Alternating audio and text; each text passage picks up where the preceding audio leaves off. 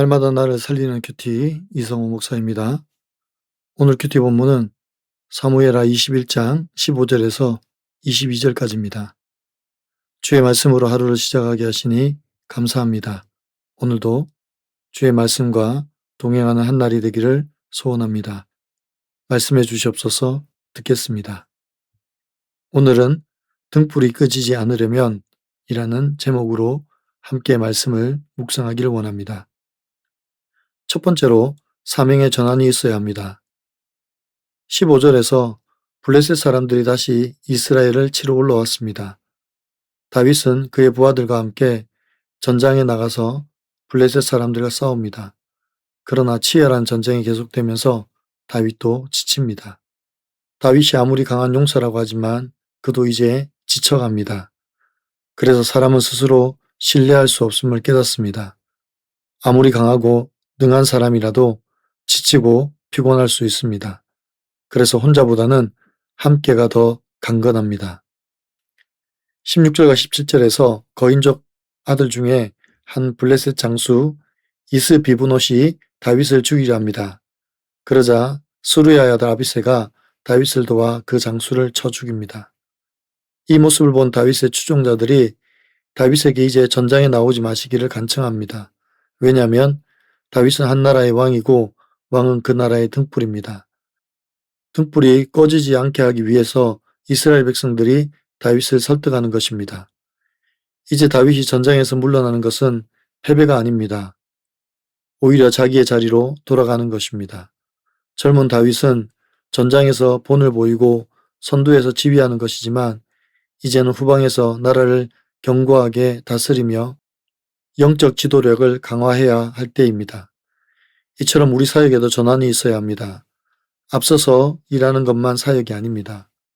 뒤에서 조력하고 기도하고 영적으로 지도하는 것이 오히려 더 큰 사역일 수 있습니다. 진정한 지도자는 앞서야 할 때와 뒤에서 조력해야 할 때를 잘 분별하는 지도자일 것입니다. 또한 공동체가 하나 되어 가도록 귀를 기울여서 용납하는 것도 지도자의 몫입니다.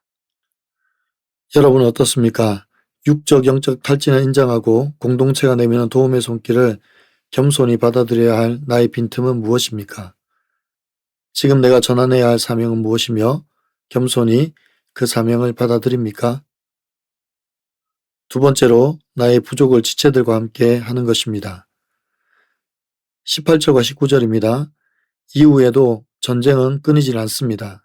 그런데 달라진 것이 있습니다. 먼저 전쟁에서는 다윗이 선두에 서서 지휘하고 블레셋 장수들과 싸웠습니다. 그런데 이번 전쟁에서는 다윗이 전장에 등장하지 않습니다. 오히려 후사 십부개가 거인족의 아들을 쳐 죽였고 베들레헴 사람 엘하난이 골리앗의 아우를 죽였습니다.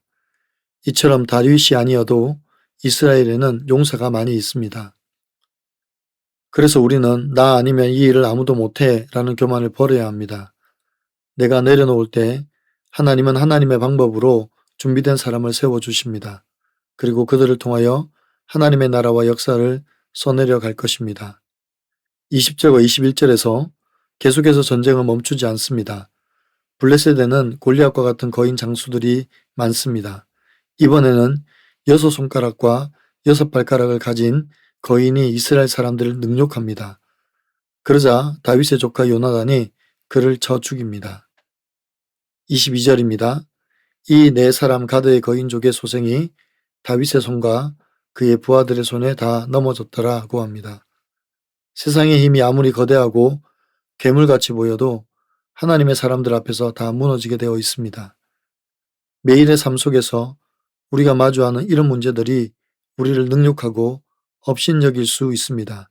하지만 하나님은 소년 다윗을 통하여 골리앗 장수를 무너뜨리신 것처럼 반드시 세상의 힘을 무너뜨리실 것입니다. 우리의 힘은 혼자 많이 가지는 것이 아니라 우리로 연합하는 것입니다. 내가 다 하지 않아도 나의 부족을 채워주는 지체들과 함께 연합할 때 세상이 감당 못할 승리자가 되는 것입니다. 적용해 보세요. 내 삶을 위협하며 반복해서 찾아오는 죄의 거인은 무엇입니까? 나의 부족을 채워주는 공동체와 함께 승리의 영광을 누립니까?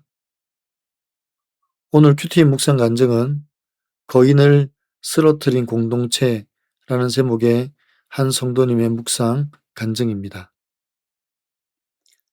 삶의 밑바닥까지 내려갔다가 살아난 성도들의 간증을 책과 영상으로 접하고 나 같은 죄인도 살아날 수 있겠다는 간절함으로 큐티하는 공동체에 속하게 되었습니다. 떨리는 마음으로 교회 소그룹 모임에 참석한 첫날, 부부싸움과 자녀 문제, 시부모 비방 같은 시시콜콜한 얘기를 듣고 있자니 지체들이 무시되고 판단되었습니다. 그러나 이 땅에서 더 이상 도망칠 피난처가 없기에 저 좀 살려주세요 라고 절규하는 심정으로 제 이야기를 나눴습니다. 저는 세상 명예와 지위, 체면이라는 거인이 두려워 아들이 있는 연상의 아내와 오랜 세월 동거하면서도 이 사실을 친가와 직장에 숨긴 채 총각 행세를 하고 있다고 털어놓았습니다. 그러자 다윗을 위해 싸운 아비새와 십부개와 에라난처럼 소그룹 지체들은 저와 함께 아파하며 저희 부부를 위해 기도해 주었습니다. 그리고 어머니를 찾아뵙고 용서를 구하세요. 지금이라도 혼인신고를 하세요. 가족과 교회 지체들만이라도 초대해 결혼 예배를 드리면 어떨까요? 라고 권면해 주었습니다. 물론 말씀 따라 적용하는 과정은 쉽지 않았지만 하나님과 공동체가 함께 싸워주시니 거인족의 소생 같은 걱정, 불안, 거짓이 다 넘어졌습니다. 어머니는 처음에 충격을 받으셨지만 그동안 마음고생했다며 아내를 따뜻하게 맞아주셨습니다. 그리고 저희 부부가 건강하게 살아내는 모습을 지켜보시다가 작년에 마지막으로 함께 송구 영신 예배를 드리고 소천하셨습니다. 혼자서는 두렵기만 한 문제들을 믿음의 공동체가 함께 싸워주었기에 직면하고 통과할 수 있었습니다. 첫 소그룹 모임에서 지체들의 겉모습만 보고 섣불리 판단했던 제 교만을 회개하며 가족과 지체들을 겸손히 섬기겠습니다. 저의 적용은 교회 공동체의 새로운 지체에게 저희 부부가 살아난 이야기를 자세히 나누겠습니다. 소그룹 부리더로서 지체들의 이야기를 사소하게 여기지 않고 끝까지 잘 듣겠습니다.입니다. 사랑하는 성도 여러분, 블레셋과의 전쟁에서 다윗은 전과 같이 힘을 써서 싸웁니다. 하지만 계속되는 전쟁으로 다윗은 지쳤고 블레셋 장수의 위협은 만만치 않았습니다. 그러나 다윗에게는 아비새와 같은 용사가 있었고 또 십부개와 같은 부하가 있었습니다. 이제 다윗도 나만 할 수 있다는 잘못된 교만을 버리고 사명의 전환이 필요할 때입니다. 전장에서의 전쟁이 아니라 후방에서 영적인 지도력을 발휘해야 할 때가 된 것입니다. 우리도 마찬가지입니다. 나 없으면 안 될 것이라고 생각하는 교만을 버리고 공동체와 사명을 나눌 수 있는 유연함과 겸손함을 가져야 합니다. 이제는 내가 아니라 우리가 함께 할 때 하나님의 사명을 잘 감당하고 공동체를 건강하게 세워갈 수 있음을 깨닫기를 원합니다. 그래서 서로 돌아보아 사랑과 선행으로 격려하며 세워가는 아름다운 공동체가 되기를 간절히 축원합니다. 기도드립니다. 사랑하는 주님, 전장에서 지친 다윗을 향하여 간청하는 부하들의 소리를 듣고 더 이상 앞에서가 아니라 뒤에서 기도하며 영적 지도자로 사명의 전환을 이룬 다윗을 보게 하시니 감사합니다. 우리에게도 이런 깨달음과 겸손함을 허락하여 주시옵소서. 나만 할 수 있다는 잘못된 교만을 버리게 하시고 사역을 나누고 사명을 나누는 저희들이 되게 하여 주시옵소서.